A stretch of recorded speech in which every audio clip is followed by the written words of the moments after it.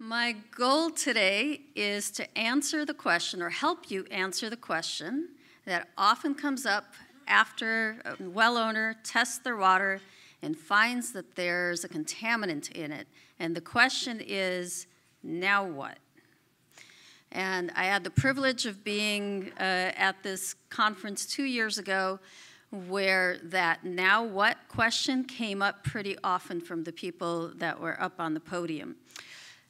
So just as Eric talked about product certification as a way to reassure the consumer that what they're getting is going to work for their problem, I'm going to talk about professional certification and a little bit of reassurance that the person coming out to sell that product and install that product is also going to be helpful and not harmful for the consumer. Eric took you through the background on what the Water Quality Association is, so I'm going to skip through that. I believe he also mentioned that we do offer a number of pieces of information that are targeted toward consumers, and we did work with the Dummies book to come up with, or the Dummies brand rather, to come up with this small book, and our dealers love it as a way to train their incoming people, because what typically happens is the people working at the water treatment dealerships are coming in without a whole lot of technical background. They're very good with their hands often, very mechanical, but don't know a whole lot about water, and this is a great basic introduction.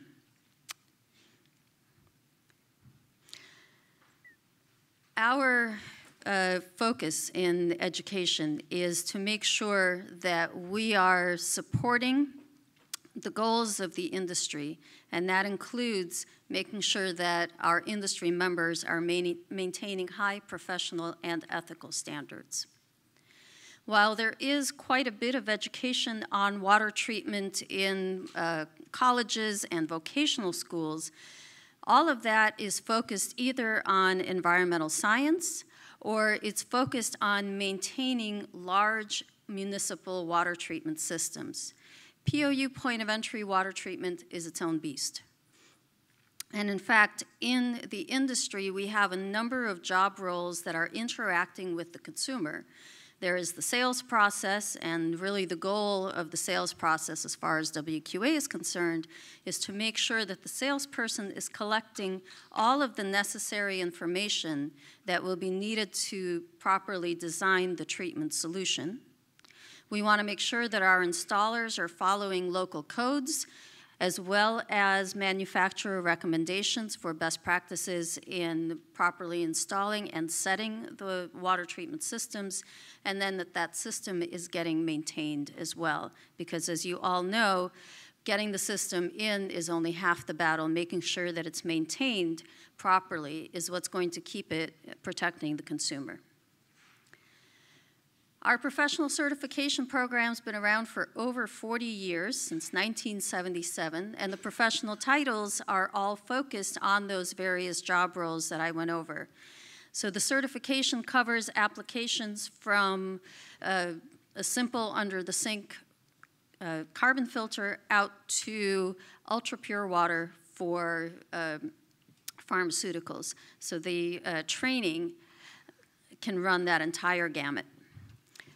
And on our website, we list our currently certified professionals. We offer 2 search functions. You can search the list of professionals by name as well as by state. And just to the left of that is the listing of all of our members, which also includes whether or not those companies have certified professionals, and that allows a zip code search. So you can search within a certain radius. The training is pretty comprehensive. We go soup to nuts, starting with what are the contaminants, where do they come from, why are they a problem, how are they regulated, all the way to what are the treatment options. And for many years, we did this training through textbooks. We're a national and international association. We have to be able to reach people all over the country and in a variety of places around the world. So the easiest way to do that was through distance learning, and we offered a number of textbooks and workbooks to do that. In addition, within the companies themselves, within the dealerships in particular, a lot of the training also took place on the job. And this is great because through shadowing and such, a new person gets to learn from someone who's more experienced, unless that someone who's more experienced really doesn't know what they need to know. So the training and the certification provides a standardization for that. One of the, with the program being around as long as it has been, we've collected a lot of feedback from the people going through the program, and one of the criticisms that we've received over the years is that while we do provide a lot of really great technical and theoretical information in our textbooks, it's kind of hard to see what that has to do with what somebody's doing in the field. So we knew we needed to do a better job of making sure that all of this great information was actually getting used the way it was intended. In 2015, we released a new program that took all of our textbook materials and converted it onto online training. But not just that. We didn't just PDF the books. We created e-learning courses, but we also took advantage of a platform with this online delivery that allowed us to bring in field practice as well, and which is really good for adult learners because unless we're using it on the job, we're really not interested in it. So the program is a three-step process that starts with background reading, followed up by some e-learning that helps interpret that background reading, followed up with field activities and field practice that helps the learners understand how to apply that information in their day-to-day job. And this actually is helpful, I think, for regulatory bodies as well. If there are specialty licenses, if there are regulations for water treatment installation in certain states, they're usually being performed or put together by plumbing boards. And plumbing boards understand how plumbers come along, which is through some seat time-based training as well as a lot of field hours. And with us being able to incorporate the field training requirements into our program, it gives them an extra level of assurance. It gives us an extra level of assurance as well. What we try to accomplish with all of our training is to make sure that the people we're sending out there have a clear knowledge of drinking water regulations. They understand how to properly identify contaminants and the importance of identifying those contaminants before any solution is proposed, how to figure out what the correct treatment solution is going to be for that particular customer situation, how to size the equipment correctly for a number of reasons, not only to be able to fully handle the contaminant that they're trying to take out, but in certain cases to also reduce environmental impact of that treatment. We emphasize ethical business practices, and again, with the new program, we're able to document practical experience. And as I mentioned, the three-step process where we have the reading followed by some e-learning, followed by field practice, really helps to build the proficiency of that learner. Here's an example of what the online program looks like. We have our program separated into activities, which are grouped into badges, which are further grouped into modules, which is why we call our program the Modular Education Program. There's background reading, which is all of our textbooks in an online knowledge base. It's pretty extensive, despite the fact that there's a condensed table of contents there. The reading is followed, as I mentioned, by e-learning, and then the field activities. And I hope you guys can read this a little bit better than I can, but the idea is they're learning about what an RO is, what the various parts are. Well, then with the field activities, they're practicing applying that reverse osmosis. So in this particular case, we have them tell us which contaminant they're going to be evaluating. look at the TDS of the water so that they can figure out what the osmotic back pressure is going to be, and then also have a clear understanding of exactly what the percent rejection for that RO is, because the RO, just putting one under the sink is not necessarily the answer. You need to know what your starting concentration is and that rejection rate, and will that RO reduce the concentration of the contaminant down to below MCL levels.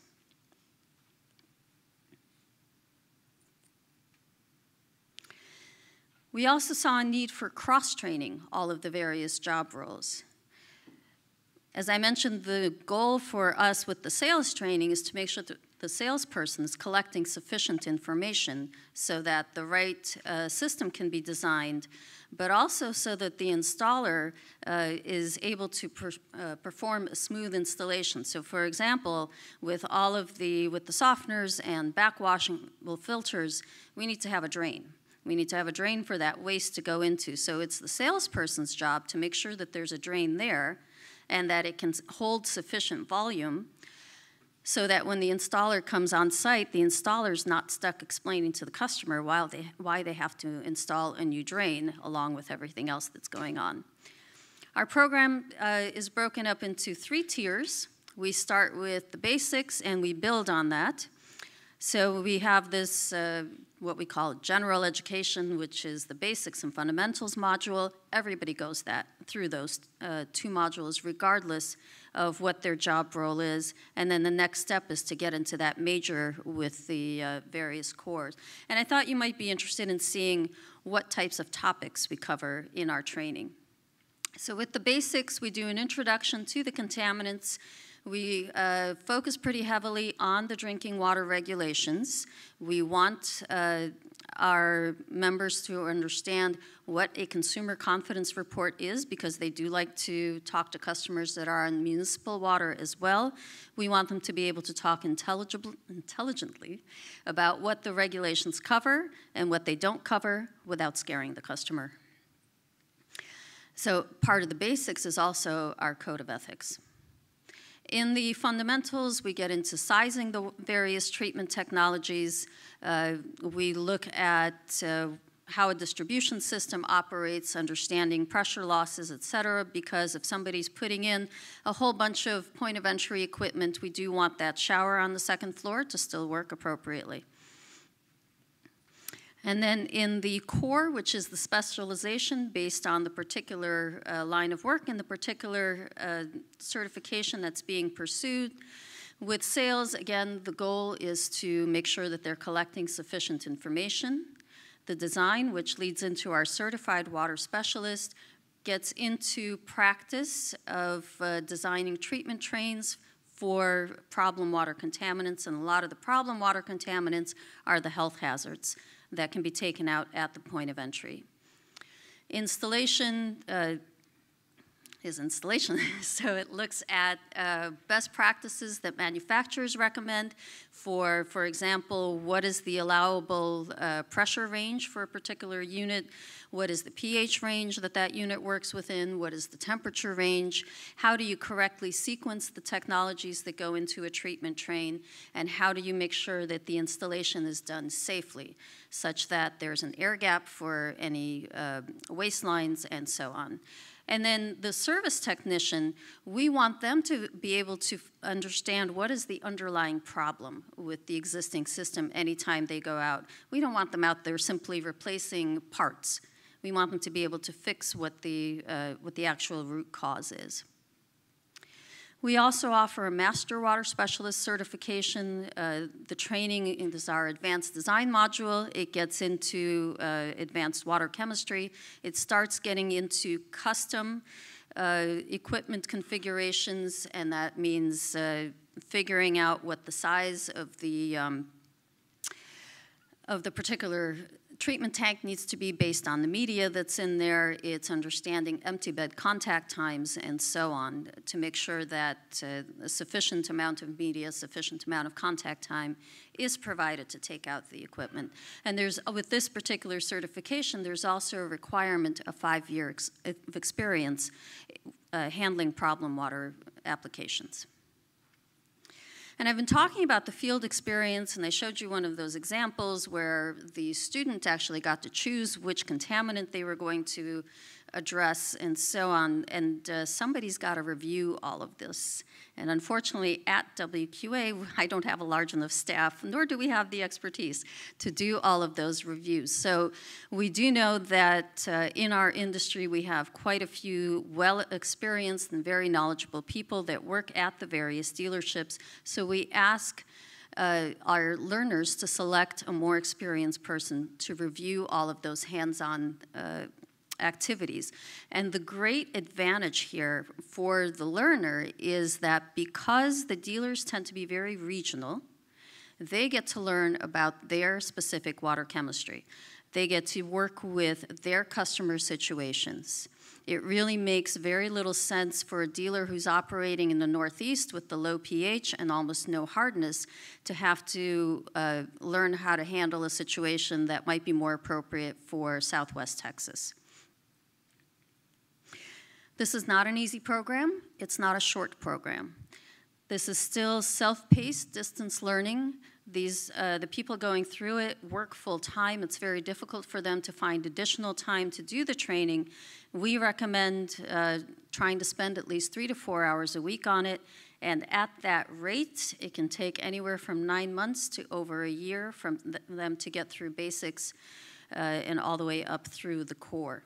And again, as I mentioned, there's the 5-year experience requirement for the Master Water Specialist. Once they've completed the training, they're eligible to take certification exams. We do follow best practices in the certification world by having our exams psychometrically reviewed. We start with job analyses and work up through the questions from there. And the certification is only valid for 3 years. We do require that our people stay up to date. We obviously want them to stay up to date. All the certification titles require somewhere between 20 to 30 hours of continuing education, depending on the certification titles that they hold. And we tend to offer the materials for continuing education. We, again, use a variety of articles and various sources, including recent research from our Water Quality Research Foundation, to make sure that our people do stay up to date. And with all that, we still recommend to consumers that when they are looking for someone to handle a particularly sensitive situation, that they also get references. Certification is a wonderful start, but experience is also a great teacher. Great, thank you.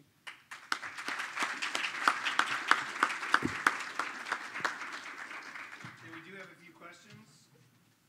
So, the first one is, what are the typical costs associated with the certification training? The certification training is for a WQA member. It's going to be about $350 for the training, and that is a 1-year subscription to the online program.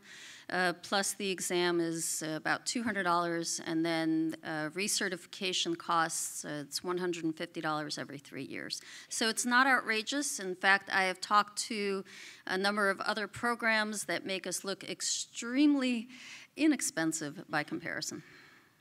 Now, I'm going to ask what's not on here. This is really for folks who are going to install treatment, and I mean, like, would it benefit me or a health professional or a county health department to go through any of this? The certification is meant for those that are selling and installing and servicing water treatment equipment, but we also offer certificate-based training, which is essentially everything that's in the certification training, but without the hands-on requirements. So you get the benefit of the online delivery, you get the benefits of the information. Pricing is similar, there's no exam. There is a test. Okay, so do you see a conflict of interest when a homeowner goes directly to a treatment vendor, whether that's big box or small business, to test or evaluate their water quality before choosing a treatment system? So as far as a treatment vendor, no, they're actually, if I'm understanding the question correctly, there is no conflict of interest because the treatment vendor is what I think of as a dealer. If you're thinking about a manufacturer, they typically will not, if they have a dealer network, they will not sell directly to the consumer.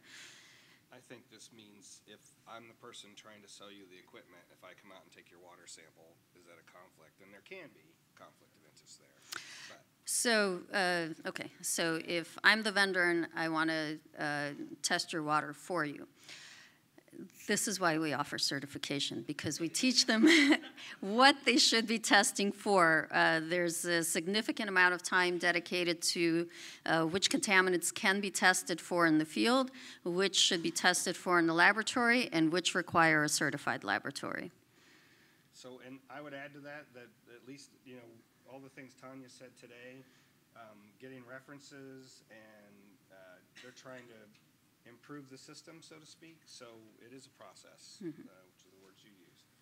Are there other education programs WQA competes with? As a state agency, we wanted to promote WQA certification, but are concerned about the idea of looking like we're endorsing a specific business. WQA is the only, WQA's program is the only one out there for point of use, point of entry certification. So you wouldn't be competing with anybody, or we're not competing with anybody at this time. How many people get training every year? We train roughly 300 to 400 people on an annual basis. That's cool.